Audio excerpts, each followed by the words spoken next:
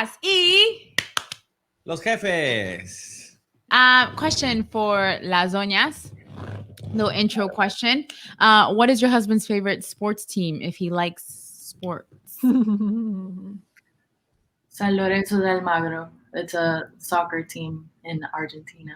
Football. Right? Yeah. You're like, oh, was I supposed to say something? Am I supposed to answer, Chan? yes, you're right. I don't know. Good job.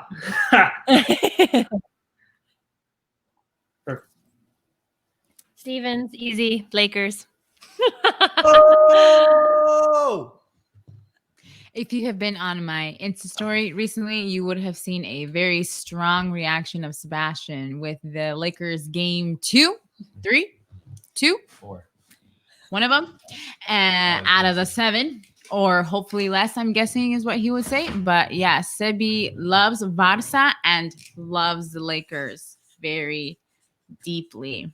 Oh yeah, Nani's very much not going for the Lakers, I think. She's a Celtics fan, I think. Oh.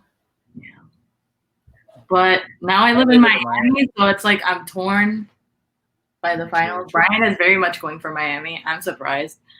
I'm calling. I want Miami and Nuggets in the final. I mean, that would be great. I'm not gonna. I mean, it makes sense that I would be a Miami fan, though. I've lived in Florida a long time, and you know, I live here now too, and I'm working here. Seba, why do you go for the Lakers? Go Lakers! Hey! Aren't there like 3 teams in Texas that are pretty good? It's a long story. I don't want to get emotional, you know. Oh yeah, Spurs, yeah. Yeah. It's a lot. It's just I was born. I mean, yeah, honestly, technically my team is the Hornets. And that's why I'm a Lakers fan, though, because the Hornets moved in like 2002. So they moved away out of Carolina. So, I mean, and at that time I was obviously a big Kobe and Shaq fan. So, you know, the Hornets never really bring joy. They've never won a playoff game since they moved back to Charlotte. So yeah, and Jordan owns us. And, right. Yeah, we're trying to we're doing the Mary Kondo thing, right? Find what brings you joy. Yeah, exactly. And the Lakers have just like consistently brought joy, except the last 6 years or whatever. Yeah, just this year actually. Just this year. This is like the first time in a long time. I was practically was a Hornets fan again. Yeah, pretty much so. So, in like manner of you explaining your origin story for your favorite sports team, why don't you guys give us if you can, please give us the origin story of the calling for your profession, right? Once again, we're going on that steep, fast incline. He was like, no transition. Sports to Jesus. How does it work? And let's start with Steven. You said since you were talking, go for it, Steven. Steven and Val. Interesting. I would probably say the journey was kind of like, I guess we were talking about last time, you know, the first year of college, you know, that sort of like, I found Jesus, right? That moment where I guess I encountered not necessarily Adventism, but I actually encountered Christ and like what that meant in terms of like a true faith walk. And I guess throughout my life, like I'd always been like, there's like videos of me when I was like 3 or 4, like preaching like to my family. It's kind of funny. Like I'll wear a suit or whatever and it's like preach or whatever. So like my family always kind of had it. We need these. It's probably, my parents probably have the archive somewhere. They on tape. We just need to find a way to play them. They're on tape, VCR. Yeah. So my family always kind of had this idea that I was going to be a pastor, but then deep down, you know, they wanted me to be like a dentist or a doctor, you know. So, you know, as I got, but I was always like, as I got older, I didn't really want to enter into that field because my dad worked for the church and like he kind of went through a lot, you know, in terms of just like emotionally and even, you know, professionally. And so I was kind of like, man, if this is what it's about, then I'm good. But then I guess I saw it as like an organized sort of denomination, but never really like, you know, like who's actually behind it? You know, what can you actually have beyond just like go to church Sabbath, do the whole thing, you know, stand up for opening hymns, you know, stand up for closing, you know, that whole dynamic, right, that we do. Yeah, so once that happened, you know, I was actually a nursing major. I think I mentioned that last time. I was a nursing major when I was in college. You know, it was kind of good. I mean, everybody was kind of happy for me, but I guess I was dissatisfied with it, because I think in terms of like in my heart, my motivations for it weren't necessarily rooted in Christ, or like it was really just like kind of like a selfish thing. And I'm not trying to knock nursing, but that was just my personal journey. You know, that was just like, oh well, I'm gonna have a stable field so that I can do whatever the heck I want. You know, like I can just have whatever lifestyle I want to. No plans to really like stay in the church. Yeah, Brian knows. You know, and you know, there was this sort of idea that like, yeah, it's cool, like, you know, it's good for people that want to do that, but it's not for me. But it kind of like hung around. So when I had like my true encounter with Christ, you know, I came to Christ through like a Bible study group at Southern. They used to meet. It was a group of all guys who would meet up after Vespers, and they just kept like inviting me. And finally I went because one of my friends went, and yeah, it was like the first time in my life that I ever saw like a group of Adventist men, you know, talk about the Bible, and they weren't forced to, and they actually like enjoyed it. And I was like, okay, that's cool. Like, all right, you can study the Bible. That's what's up. But then like they showed up at my room on Sunday and were like, hey, like we're going to breakfast and we're going to hoop after. Do you want to come? And I was like, I guess I'll come. And so then it was just kind of built this sort of like discipleship process where, you know, we had a community, as well as I was at a point in my life where I was dealing with, you know, a lot of different things and just questioning a lot in terms of the direction of my life. And then, you know, making poor decisions, which is something that I did a lot of when I was a teen. Yeah. And so as that's happening, that's playing out, I initially, like, God just kind of started putting in my head, because I wanted to do some sort of like, oh, like I'm having this experience, so I want to do something to serve God in the summer. And it was also like a trip where I was supposed to go to.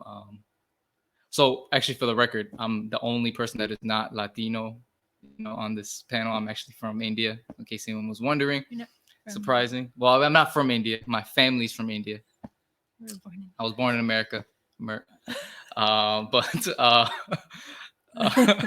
grew up in the South. But no, that summer I was actually supposed to go to the motherland. Like my dad was like sending me on like this cultural trip, you know, to the motherland. And I didn't really want to, because I wanted to, you know, instead like, you know, work at camp or, you know, Canvas or something that was gonna, you know, help my spirituality.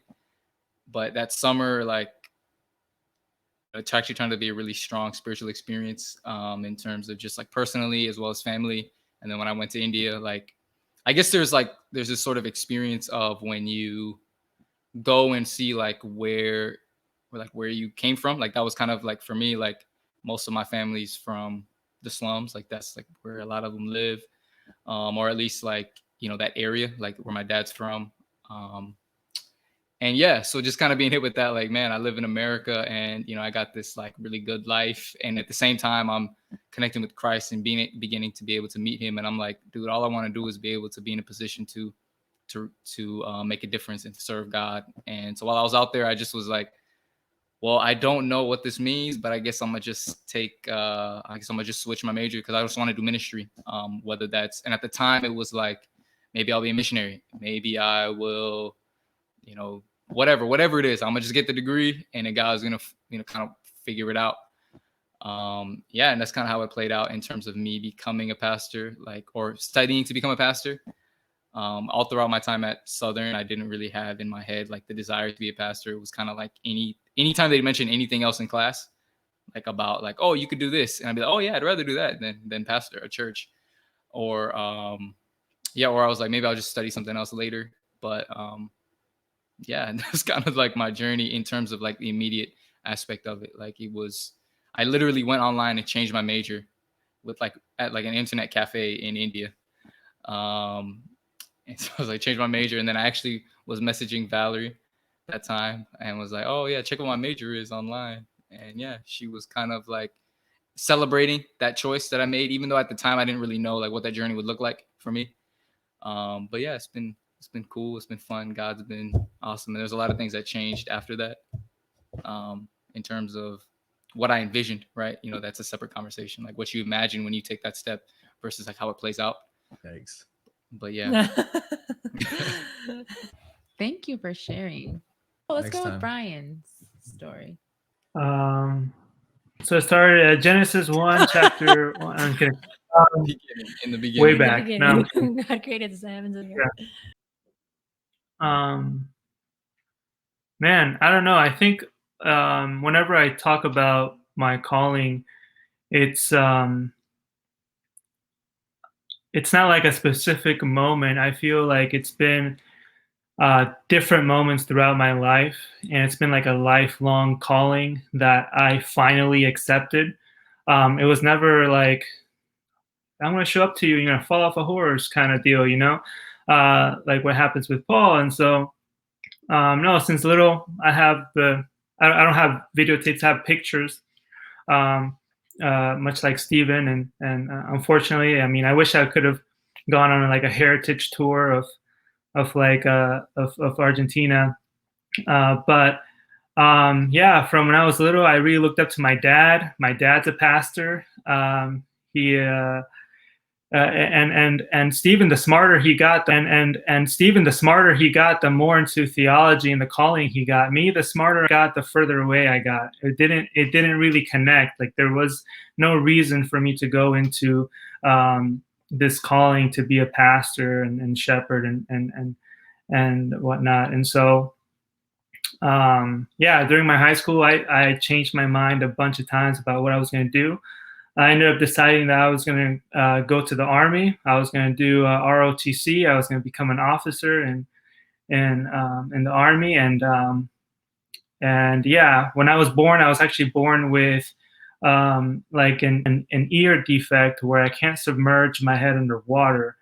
And if I do, there's like this weird thing, like I don't know what the science behind it is, but I can't submerge my head underwater. If not, I have like ear infections and stuff like that. And so obviously, as that came up, it was a liability. I couldn't join the military unless I got some kind of like ear surgery that would cost a lot of money. I'm not from America, so back then I didn't have insurance or anything like that. So I wasn't going to do that. But yeah, I think at one point in my life after high school, while I was like in community college, kind of doing my own thing, I said I was going to do the next best thing to being in the military, which was becoming a cop, right? I wanted to be a detective. And I was like, oh, I got this. I'm good at this. And so I took some classes in criminology and whatnot, and things were looking up. It was a fast career to get a fast, like full-time job. And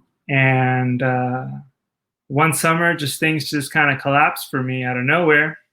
And I think this was, I skipped over a bunch of different times where God met up with me and kind of told me what to do and kind of asked me, what is it that you're doing here? What do you think you're doing? So I'm going to skip over all those and just mention this one. So I lost everything that a young person thinks is important. So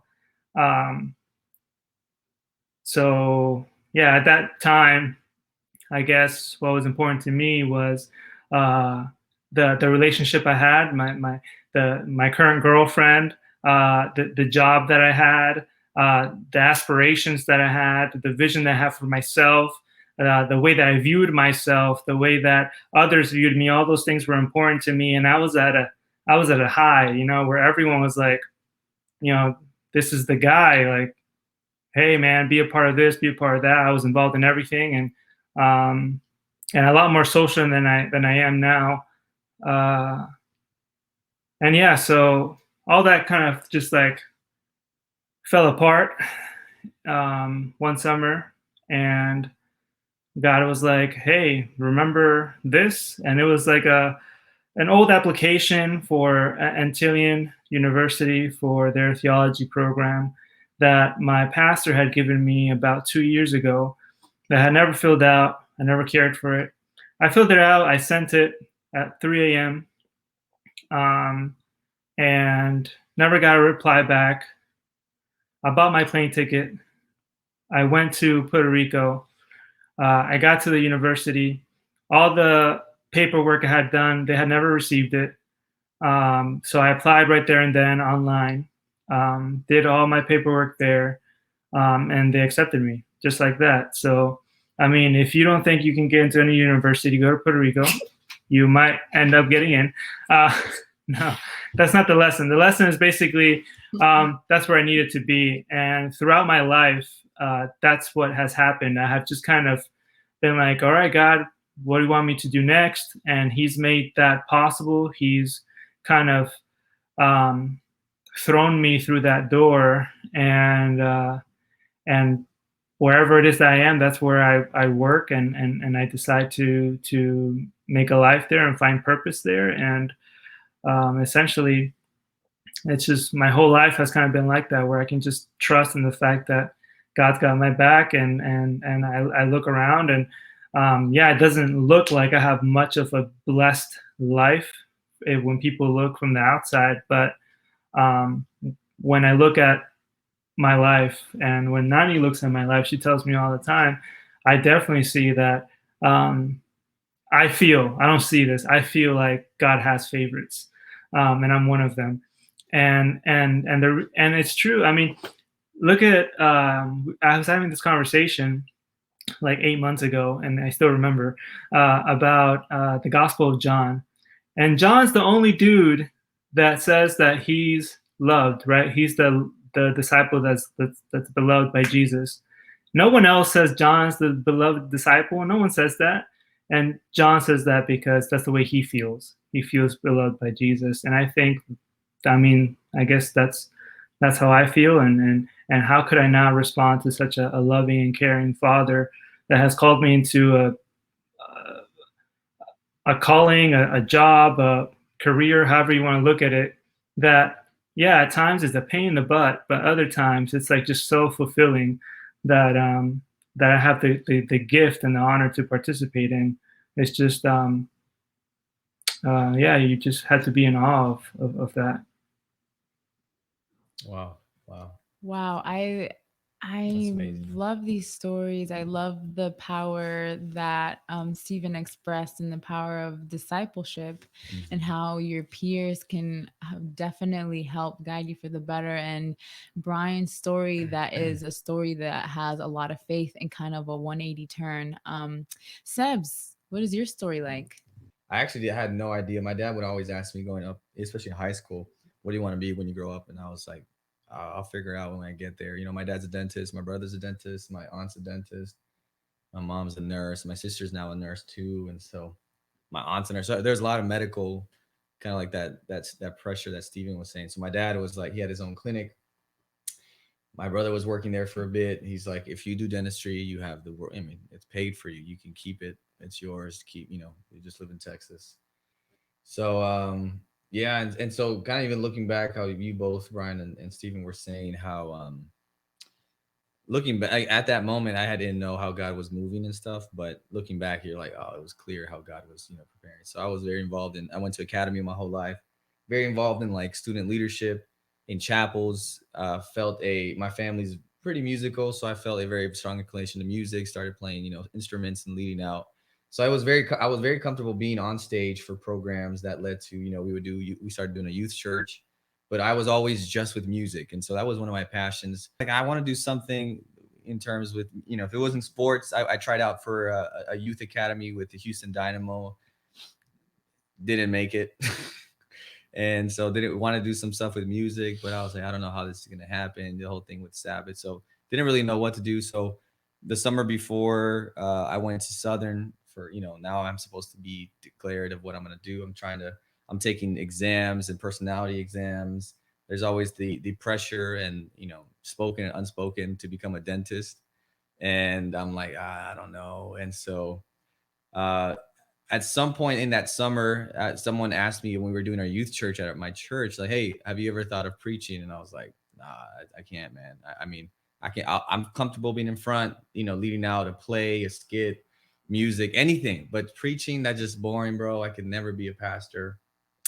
And so they're like, just do it. So I tried it one time. And I remember the first sermon I preached was on, I think, the widow that brings in like the 2 mites that Jesus says, with this faith, you can, it's powerful. So I remember preaching, and at one point in that sermon, I had like an out of body experience where I was looking at myself doing this, and it was just kind of not that in depth. It was maybe a second or two, but it looked very like cinematic like that.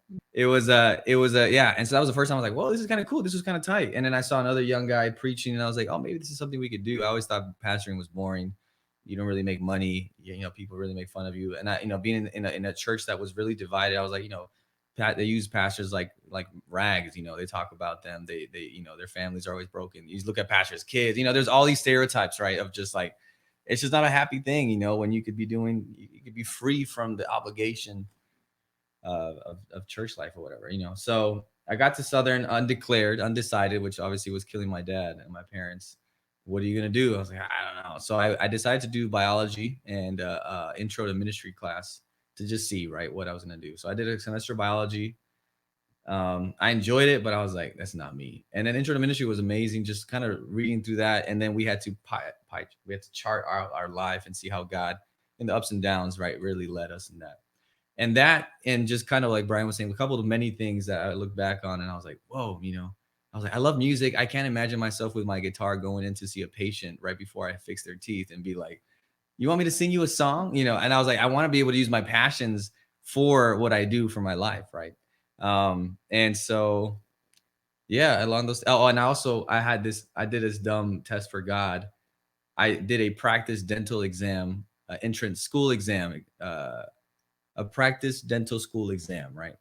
Without taking any of the core classes, no chemistry, no physics, no dental. I was in first semester biology and I was like, God, if I pass this practice exam, it's a sign. So I remember going to the McKee library in my room, in the library. And obviously I failed. I'm reading the questions and I'm like, what are they asking? So I was like, there was some, like, I was like, oh yeah, that seems true. Yeah, straightforward. Bombed it. I was like in tears, heartbroken. I was like, God, you failed me. And like looking back, I'm like, this is the dumbest thing I could have done. Why was I trying to take a entrance exam for something I'd never taken? So thankfully, yeah, that's it. So after all those things, the class, the bombed exam, some relationship, I had just broken up with my ex-girlfriend. It was a tough thing. It was just a lot of searching, coming to Jesus. I decided, all right, I'm going to declare for it. And same thing. I think over Thanksgiving break, I changed my major to theology and I was excited. Went home. I was telling my church members at home, hey, well, how's it going? I know you were undecided. I was like, I'm doing theology now. My dad would be there. He'd be like, but he's going to switch to dentistry. So he's not going to do theology. And the backstory for my dad in a nutshell is that his dad was a pastor, a lay pastor, and he had seen all the politics and he had been to the University of Mexico, the Adventist one, and just seen everything that comes with. And he's like, I don't want that. I want you to be your own boss and not have to deal with all the pain that comes from ministry.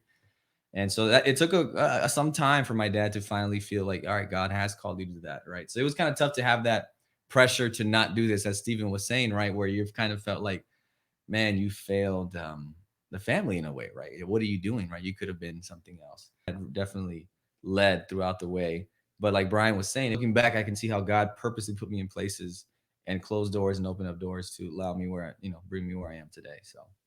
Thank you for sharing your experience. So, tied along with that, I think we talked about this a little bit in our first episode, but just the calling of being a pastor's spouse. Would you like to start, Chan? Yeah, definitely. So there are days like today where you have back to back things to do, but I think Brian put into words what I express or what I feel on a weekly basis. And it's like, you look at all the work that you have to do and you look at the people that you have to deal with and you look at just the day, like today, when we saw today, yesterday, it was like, this is going to not be fun. Just looking at all of the things in a row and like from this hour to this hour, we're going to do this, from this hour to this hour, we're going to do this. And it's just like, oh my goodness, I thought we were supposed to. But when you have, or when you look at the people and you look at the experiences that you have, and for example, I one Sabbath had to give Sabbath school and then sing and then had a meeting and then we had choir practice and then we were going to do something else in the evening. But during that time, during Sabbath school to the teenagers, I like to teach teenagers occasionally. It was talking about the great controversy and trying to make it real to them and having them understand that literally everything under the sun is kind of this war of good against evil. And we were talking about Daniel 10 or about prophecy, like really deep stuff, and trying to get these teenagers to understand that, and just hearing about their examples about how they could understand that in the end, as in with Daniel's example, praying for 21 days, like Michael comes and Michael is a victor. And in our context, Jesus is the victor. And we read the last couple of lines from this really powerful book called The Great Controversy, and like just seeing like their faces and like seeing like tears well up in their eyes, and just like looking forward to that and being excited to that. And I guess I could get that experience as a non-pastor spouse, but I was literally thrown into that, like, oh hey, like something that I realized, and I guess I will finish in this segment, is that I understood a couple months ago.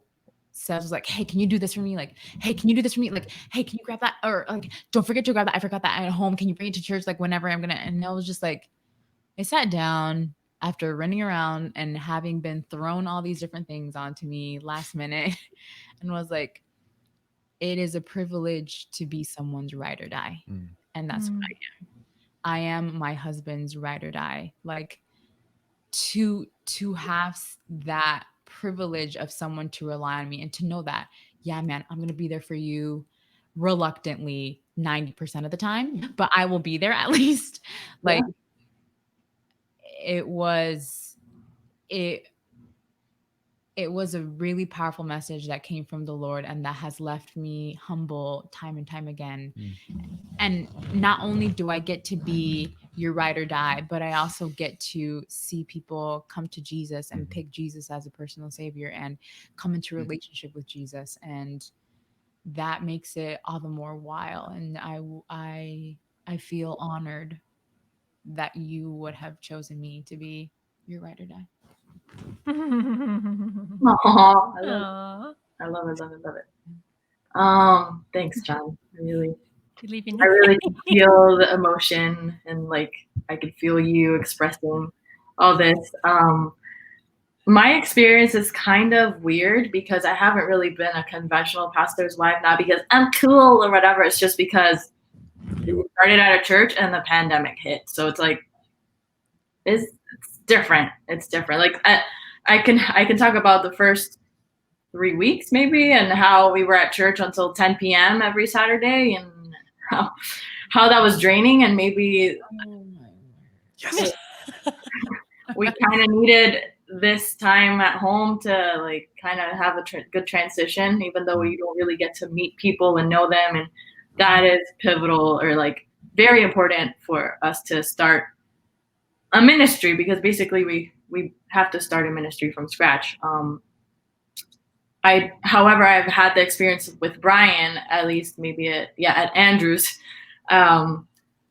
when we had this club / what do you want to call it? Ministry. That's the word.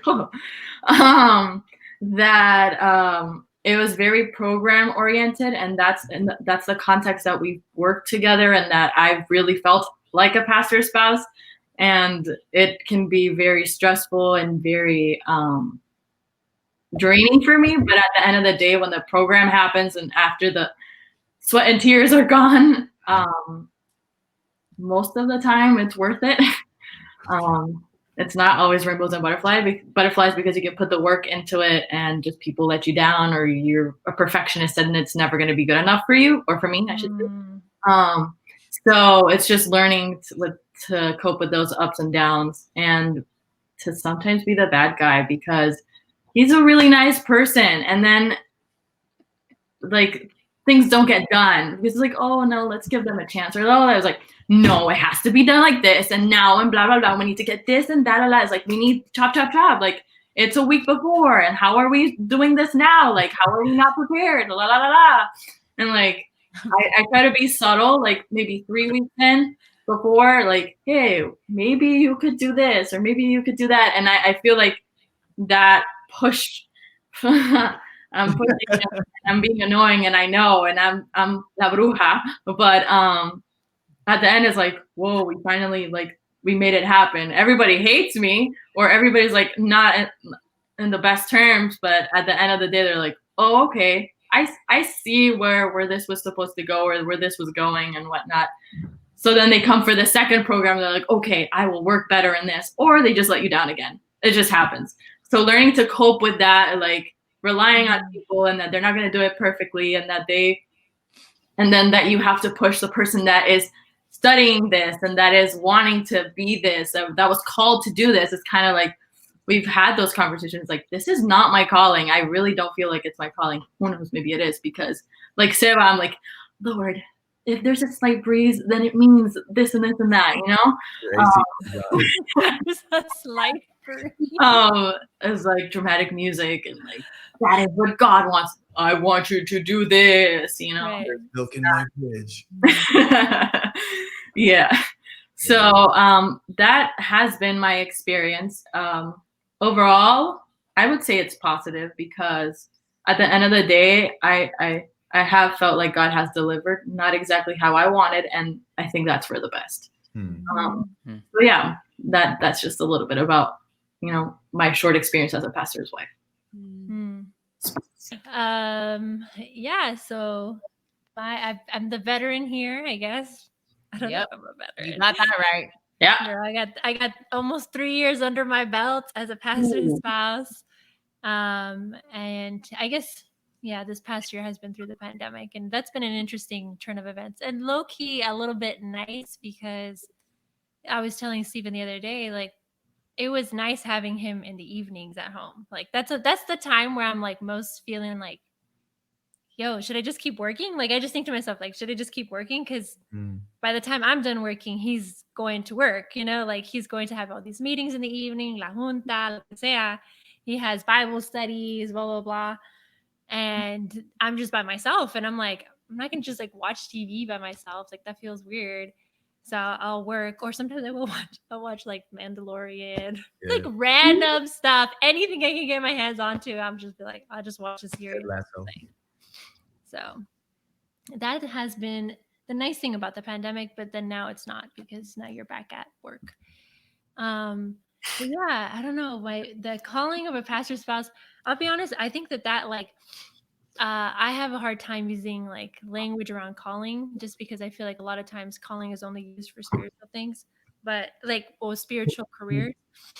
But I do feel like it's definitely something you have to adjust to, just like if you're like a politician's wife, or like, I think Nani, you were saying something like that, or like some sort of public figure. Like, pastors are public figures, basically, you know, like they're people that are representing a certain organization, they're representing God. Like, that's a huge role, and through that there is a lot of pressure. And I think that at first I didn't take it very well, because I thought because there was a tension of, and I talked about this last time a little bit after we talked, but there was this tension of like, well, I should also be seen that way because like I have the same degree as him, you know. So I felt that in the beginning, like I felt like, well, I shouldn't just be seen as a pastor's spouse that has to, you know, serve him hand and foot and blah, blah, like that's like how I have felt. And or like has to look and act a certain way. Like, I didn't necessarily think I had to fulfill that type of role in the beginning. And I pushed back against it to the point, I honestly, like the first year that I was here, I really rebelled. Like, I really was like, I started wearing clothes that I had never worn before. Like, it was like that kind of like, you know, like listening to certain types of music, and like just, I really felt like I like went the other direction because I didn't want to, I don't know if it was a lack of control or what it was that I didn't want. So I think that first year was really hard. It was in general. Yeah, it was in general. Like, we both really struggled that year with ministry in general, because we had gone from years and years of doing ministry together, either by like having Bible studies in our house or like leading out with Adventist Muslim Friendship Association, or I don't know, some other like public ministry, we had always done it together. And Mhm. this was the first time that we weren't working with young adults. We weren't working with different ethnicities. We were working with a pretty monolithic community. And I think that was like the first time that we were like, whoa, like we really had to adjust to this. And we Mhm. weren't happy. I don't think we were really happy. We were like, Well, yeah, I mean, I think initially too, there was, and in some ways we still kind of deal with it now with Yeah. like the whole, like, if we did not have this title, how would we be perceived in this right. community?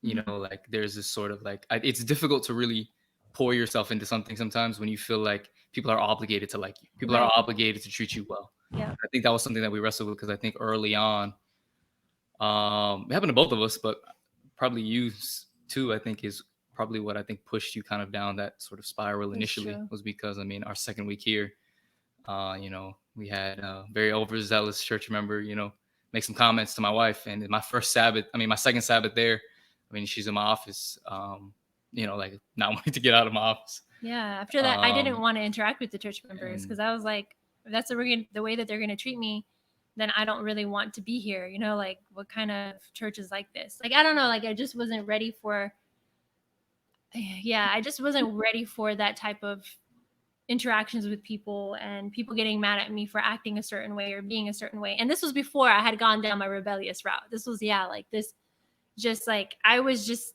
at that time, I was really excited because I thought to myself, like, being a pastor's wife is like being a pastor. That's what I thought, like, I was just going to act in my role, but just not get paid, and that's when I realized, like, oh no, like, I'm expected to act and look differently, like that's when I was like, oh, hell no. So I ended up going to a different church. Like, we both ended up going to a different church sometimes because we just needed the break from our current reality, like of switching from this very like young adult centered ministry that we were at Andrews, and then coming down here and then feeling like we had no space for that. And I think that was really hard that first year. But then the second year it got better. I felt like we found more space. We created more relationships, and then through that we were able to have good amount of ministry. The youth really did well. Like, I feel like when you started the youth program, it did really well, and I was really happy about that, and I was helping out. But I still, and Steven knows to this day, like, I still have this tension of like, I tell him, like, don't ask me to do things sometimes because I there's still this struggle within me of, I don't know if it's bitterness or what it is, but like there's this, like, I don't want to have to just do all this work. Like, that's not my job, and we have hard conversations about that sometimes. And yeah, so I don't know. How do you feel about having, I mean, I'm technically not a pastor. I'm not working as a pastor, but you have seen me do a lot of ministry. Has there been any pressure on your end, or just how do you feel about that? I mean, well, I mean, I will say, like, when there are times when you do like step into that space, like it's always like a great thing, I think, for the church, for the community, in terms of like they're always, I think it fulfills an element within the church that I think people don't realize that needs filling, right? Because I think they don't always think of that, right? They don't always think of young adult minority women that have a passion for ministry, like creating space for them. And so I think a lot of times when Valerie steps into that space, whether it's speaking for youth vespers, whether it is helping out with women's ministries, whatever small thing it is, like small or big thing it is, in that sense, there's always this sort of, oh wow, like she is a minister, right? Mm. And whatever that means for them. And then also, the other side, I know, like, I guess when we mentioned last time about, the journey, I guess in terms of my understanding of her as a minister, right? That sort of, I don't think we necessarily need to mention that now. I don't think we've necessarily really had any of those conversations since we've been here. It's mostly like, how do we grapple with this current stage, in terms of, having the healthiest relationship with each other, relationship to ministry, and a relationship, to church. And that's difficult. And a lot of times, there are moments where I'm like, frustrated that Valerie isn't there because she understands me, right? She understands me, and like if I'm in a room or I'm in a setting and I don't necessarily know how to cast vision for something that, or a lot of people are in there that don't have the same view as me, right, or the same understanding. You know, I'm like, man, I wish she was there in order to get this right, in order to carry this out, because I trust her. I know she could do it. And pastors, you know, or even anything, you guys know when you ask someone to do something with you, it's a risk. It's risky. You know, they get up there and start saying something crazy, and that's difficult. You know, so it's always nice to know, like, when my wife is there. You know, I mean, like last night she spoke for Vespers, and I was like, oh, this is great. I can just sit back and chill, because I knew I trusted her, right? So we had this understanding in terms of our value system and what we want from ministry, what God has done in terms of our lives. So that's yeah, I know that's kind of all over the place, but that's kind of a bit of our experience. Each year has been different. Yeah. And each season is a different struggle in terms of ministry, but also there's different beauty that comes from that. Yeah. I actually often ask myself this question, and I've talked to Stephen about this too. Like, if you were not a pastor's spouse, what would you do at this church? Like, how would you be involved at this church? And just do that. You know, like, just do that. If, like, don't think so much about, like, oh, as a pastor's spouse, I have to do this, you know, like, I have to, whatever it is. But, like, hey, like, if, for example, my husband was just a youth leader, or I was a youth leader, you know, like, what would you do? How would you volunteer in this space? And then just do that. So that's something that has helped. What is some of the best advice that someone has given you? In reference to? Being a pastor's couple. Sorry, pastoral couple. Wrong grammar. So, for example, for me, it was kind of two things. One was from a social worker, and she said, don't do anything the first year, and also don't overload your plate because you're not getting paid for this. Your husband is. So don't do it. And I was like, huh? Okay. I thought I had to, like, kind of like Val said, like, oh, I'm a pastor's spouse. Like, there's things that I have to do, kind of like what you said, Val. And she was like, no, you can say no. Don't overload yourself. The second one is a little bit more on the positive side. It was from Seb's aunt, actually. And she said, all you have to do is love the congregation. And if they feel that you love them, and if they know that you love them, then they will love you in return. And so that's what I did. I set out to love and set myself out to love as much as I can, love them in whatever capacity, and receive love in return. Cool. I think as a for the pastor spouse, I don't know if someone taught it, but just like protect your spouse, right, from the church and from other places. I had lunch still stuck in my throat. Yeah, protecting your spouse. So it's, you know, it's I think you always see it, but yeah, you know, it's so easy to, oh yeah, Pastor Sebastian's wife can do it. Chantal can do it. Yeah, she can lead it out. Or no, oh yeah, she's good. And so it's really stepping up, which is it goes against who I am too as a 9, but really being, hey, no, she's extremely busy. She can't do that. Or at times saying, hey, there's a vacancy. I'm gonna step up, and that's what I'll tell her. So I'm the one getting paid for this, so I'll be the one that does more work and gets more stress, because at the end of the day, I am getting paid for it, and you're just volunteering. So. But yeah, it's kind of been easier being in a church that does. My senior pastor has kind of laid the foundation, and his wife, of how, you know, of not being the staple every children, you know, teaching Sabbath. Well, she does teach that, but like, you know, cooking and teaching and doing this and that. It's like, hey, you do what you want to do. But yeah, in those times saying, hey, you know, she's her own person. You can ask her, and no, I'm not going to volunteer her. So Thank you. You're welcome. I appreciate that.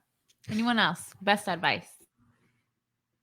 I guess as far as ministry, the best advice I received was coming back from a break. I think it was my senior year in Puerto Rico, and one of my mentors was visiting the island, showing his family around, and Nani and I were there, and he just spoke to us for a little while. He asked me what I had going on, and I told them that I was kind of bummed out at this like ministry thing that I was doing, that I didn't even want to freaking do it. And then they made me do it anyway because there's no one else to do it. And I wasn't even getting paid to do it. And you know what they say, you know, if you do something well, then do it for free. Anyway, and so I was like, well, what's going on? And so he told me, he was like, and I was basically just telling him like, I can't wait to actually, you know, get this dumb paper, this degree, get the title, and then start making changes. And he basically just went around it and was like, well, and essentially what he said is like, you're wrong. You know, change, it never trickles down. It never starts at the top. It doesn't matter how high you are in life or in business or in this, you know, structure. It's never going to start there. And if you're waiting for change to happen once you get there, it's never going to come. And so basically what he told me is that change only happens, it starts from the bottom. And you can tell that even in the Gospels throughout Scripture, it's always started with a few. It's always started with just a couple of people. And I think I hold that, you know, till today, even when I see myself trying to strive for change, and I notice that I'm looking at my goals and I'm setting them. I'm like, oh, I want this big goal, and I look back to that and I'm like, no, you know, half of that, a third of that, an eighth of that will do. And it really challenges the mindset of the how we define success in ministry. And I think that's the best advice I've ever gotten. For the most part, I don't really take much advice, to be honest with you. And so, like, and I don't mean that in a bad way, like, oh, I know how it should be done. I think that I've listened. I'm a good listener, and I've learned so much along the way that many times when people may come up with advice with certain things, it's like, I heard that one before. You know, you guys know it. I mean, I'm not trying to be like cocky or anything like that's. We've been there, and so I think something that affirmed me, I can say that it affirmed me, was when we first got here. I had several meetings with the senior or lead pastor here, and he constantly affirmed me that that Nani, she had no need of doing something. Like she wasn't getting paid. She didn't have to be at the meeting where, you know, the big council meeting where you sit down in the hot seat and everybody's asking. She didn't have to be there. She didn't have to, in essence, she didn't have to fill in the blank, you know? And I really appreciated that, because you're coming from a mindset that, no, she doesn't have to. And to be able to hear that from someone else just really is empowering. So I enjoy that, or I value that a lot. And I don't think that in all our time here, I've never made you do anything. And whenever someone, yeah, for real, I think the only thing I asked you for was like to bring the mate downstairs. Well, and I came back to pick it up because I had forgotten it. But never asked her to do anything. Whenever someone says, "Oh, can Annie do this?" I always tell them, "No, she can't." Or you can ask her if you want, but she'll probably say no. So I'm telling you, it's a no. And so I think in that regard, I've been a very good filter. And I think the only thing that she stressed about was something that she got in herself, which was like some song or something. I do it to myself. This is why I know, like, say no for me, because I was like, I've been saying no too often, or I've been like staying like behind the camera or whatever, staying backstage on purpose. And then like three things were asked of me like in 1 week, and I was overwhelmed. I was like, why did I say yes to these 3 things? Like, I have a deadline and it has to be perfect. Blah, blah, blah. Like, I want it to be good. And that's the other thing. And he also knows that. So that's kind of where, because I help him, even though people don't know, I'm there like, he hates social media. I think we're gonna touch on this later about like our strengths and our what we like and dislike. But he doesn't hate social media. He just like is not like an addict like I am. I admit it. I'm addicted to social media, Instagram. So I'm like, hey, you need to reach the youths. and you need to like put yourself out there. This is the new networking. They need to see your face. They need to know who you are, especially now in the middle of pandemic, because they don't really know you and all this and blah, blah. So the church doesn't see that, but he does. He sees that, and that's why he's like, I think she's doing enough, or I think like, you know, ask her directly, or like I feel like he appreciates that help, right? No, or not. I don't know. Yeah. Okay. Of course. But yeah, I haven't really gotten any advice, honestly, to be forward about I that. think the advice that she would get, she wouldn't like. So I don't let her talk to like my mom or anything.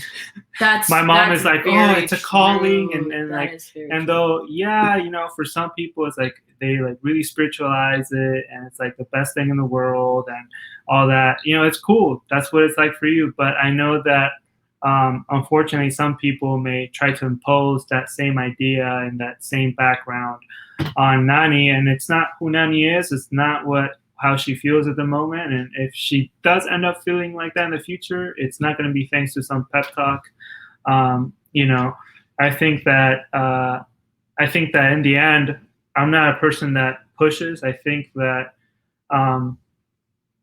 I believe that the same way God ministered to me, he can minister to others. And if he made it happen to me and kind of evolved my theology through time, because if you hear my first sermon, it was total poop, theologically speaking. And I think that he takes everyone on that journey. And, you know, wherever you are now, it's fine. I think I'm in that Valerie stage. Like my first year, we got married, and this is like a side note. And then I was like, I'm going to dye my hair. And I dyed my hair purple. And I was like, you don't owe me. I am my own person, and blah, blah, blah. Even though I wasn't really actively working at a church, I still felt like I have my own identity. Don't like, I'm not Yvette. He is Brian. We are married. We work great together. We have all these awesome like dynamics, but I am my own person, and I'm not a pastor. So yeah, I feel like he's right. I am in a transition period, and like I feel like I'm getting to know God again. And I feel like that is not expected of a pastor's wife. It's like, oh, you're supposed to, like, we touched on this on our first episode of Las Doñas. I just feel like I'm in a different journey of what is expected from a pastor's wife. But yeah. Yeah.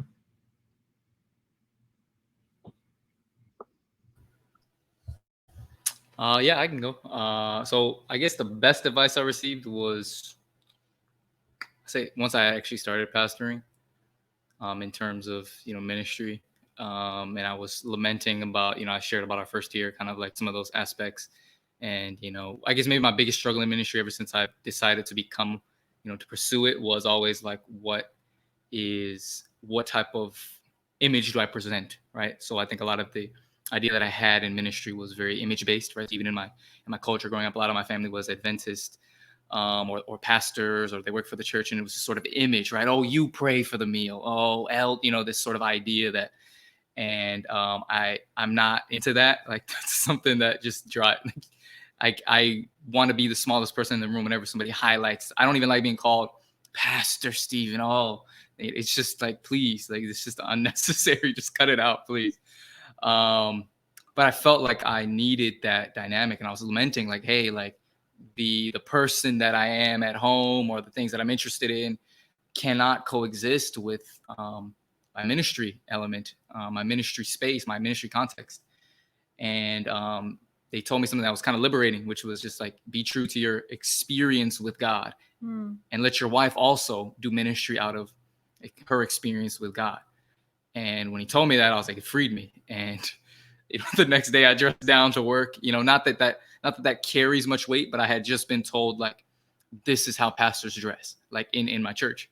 You know, this is what you're expected to do. Yeah, your pastor told you that, right? Yeah, Your head and pastor yeah, at that time. And so to then have a different dynamic where, like, yo, I'm gonna be with the youth, and I'm gonna dress how I dress. You know, at the time I was 24, 25. Like, when I started ministry, like, I was like, I don't dress like in a button down, tucked in. Like, that's not how I dress every day.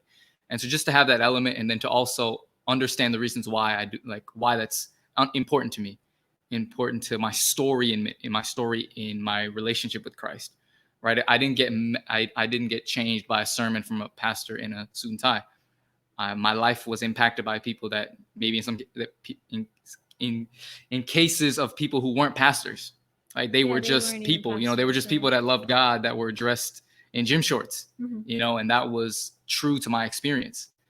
And, to be able to do that, I guess has freed me. And I think from then, like building my ministry here, it's been easy to do that. And then I think that's been the trying to also know the spaces and times to tell my wife, to tell people, like, oh, a church position is open and they know my wife likes to do ministry. And I'm like, well, yeah, I'm going to just say no.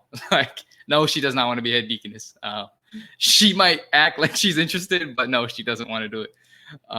Just these different instances, because I know that's not necessarily true to her passions or her experience with Christ. And trying to.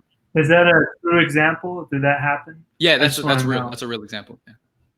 That's a real example. Oh, okay. They had a hard time filling the position, and then someone, God bless them. Like they just had this great idea of, coming to her. But I appreciate that they came to me first, and I just was like, yeah, just don't do that.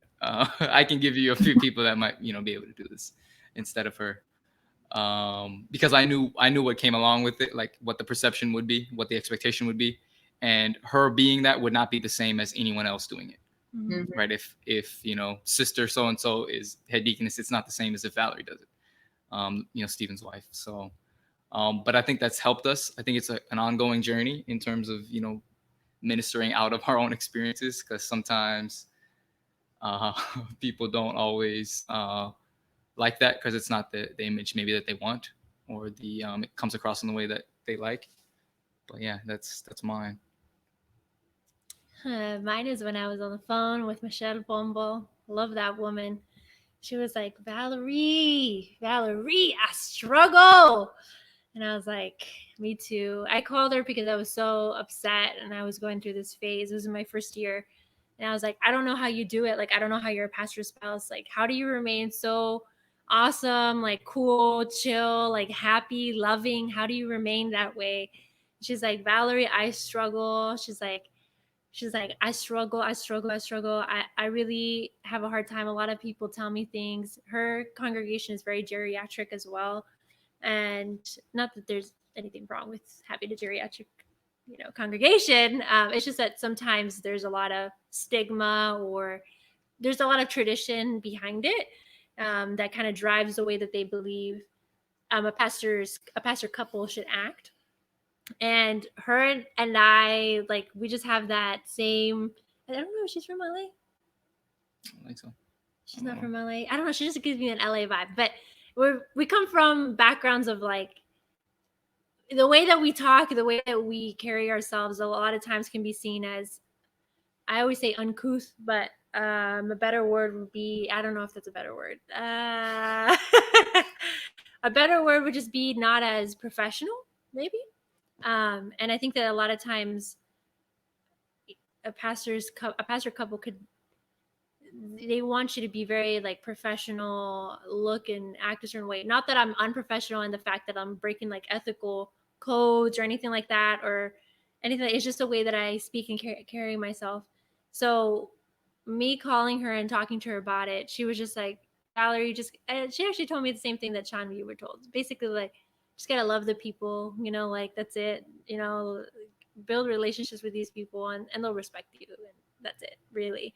And I was like, okay, well, I guess that's what I have to do. And honestly, I have a hard time. How was I gonna be a pastor? I have no idea. Stephen is way more patient than I am when it comes to dealing with people, and I'm very, like, confrontational. If people get me angry or anything like that, like, I'll literally, and that was one of the hard things too from the first year. Mm-hmm.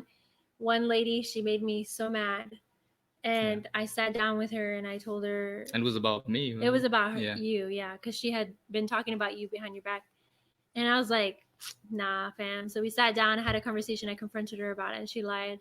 And after that, it was really, like, I tell you, like, that was really, really hard, because I'm one of those people who's very confrontational. I think a lot of people, especially maybe in the older generation, are not confrontational.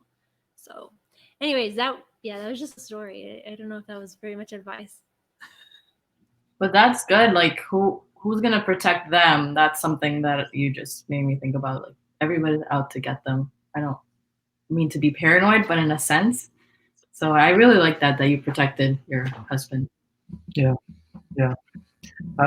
I'll protect you too, Steven. Back, bro. I feel so protected, so safe. So safe. As a 6, I feel safe. Thank you guys for sharing. I feel so much wiser now after this conversation. No, I Chan put me on the spot like I put her on the spot in ministry. So, no, but I think it was just it was really it's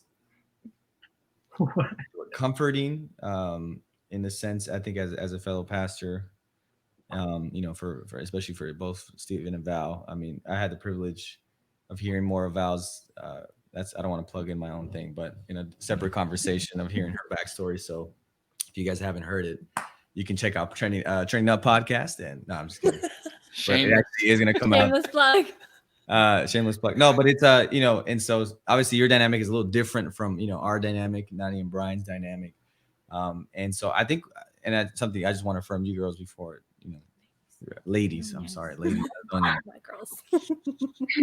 just that you're able to break the stereotypes, right? Because I think the churches are moving hopefully in a good direction. I think they are, but the fact that you guys are speaking out against like the things that people don't really see, right? And so, and I think, you know, as we were all voicing our concerns, you know, how, you know, it might be hard for us to make decisions, even as pastors, or, you know, the work that you girls, ladies, Doñas, put behind the scenes that nobody else sees, right? And so it can be really easy for someone to be like, man, why isn't your wife at church this Saturday? And it's like, well, if you didn't, you know, if she's, you know, you didn't know she was working 12 hours a day, she needs her own rest, you know. And why isn't she here for Sabbath school? Why isn't yours? I'm just kidding. You know, but Anyone that have a school. Yeah. It's true. Yeah. I actually think that they're. So I think it's comforting. I think it's a great. You guys are, you ladies, Doñas are game changers in breaking those stereotypes. And I hope whoever was listening was blessed in terms not just in breaking the stereotypes and kind of seeing an inside look at to what goes into in a very very simply and very in a recapped way into what goes into the dynamics of a pastoral spouse, but also in, you know, whoever's listening, seeing like God's calling on your life, right? Whether that be to whatever he's calling you to be, is going to look different from everyone else, right? Whether you're having to look for signs or you're seeking in all the different places and all the doors get shut. You know, you go to the motherland and you find yourself in the, you know, the Wakanda roots type of thing. You know, find who you are. You know, everyone's calling, everyone's journey. Everyone's journey is different, right? So I think it's cool how God can just really speak to all of us, and really just, I think from at the core of everyone, all of our stories, and is just really the desire to serve God and love others, right? And so that's going to look different in how we do it, whether as pastors, you know, and then whatever other work we do. But yeah, thank you guys for sharing your stories, beautiful stories.